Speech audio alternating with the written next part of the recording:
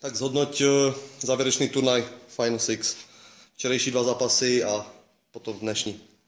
Tak my jsme šli do toho turnaje vlastně v roli takového černého koně. Doufali jsme, že urveme nějakou medaili. Včera se nám to hlavně povedlo vyhrát první zápas.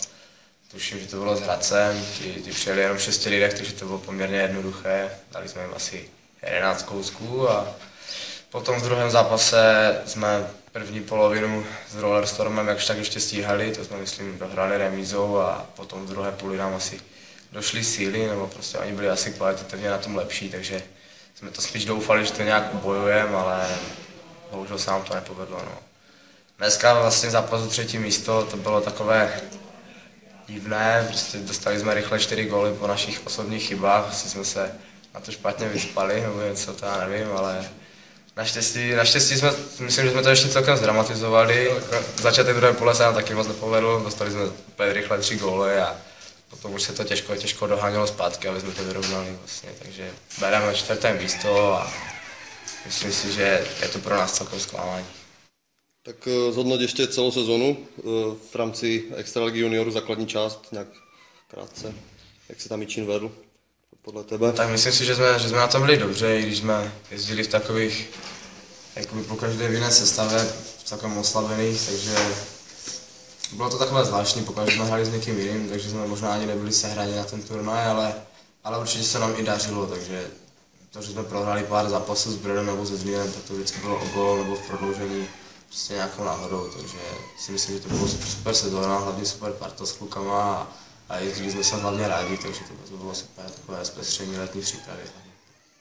Jak to vidíš příští rok s ambicemi nového Jičína? Tak teď hodně kluků končí, takže doufám, že to doplníme nějak slušně tu juniorku, že poskládáme pár super kluků, hlavně super partu a myslím si, že určitě příští rok budeme patřit ke kandidátům na titul a určitě prostě pro to tvrdě půjdeme. Vlastně. Z juniorského týmu odešel Víťa Christov a Honza Záhradníček. Myslíš, že to mělo nějaký vliv na letošní sezónu, na působení juniorského týmu?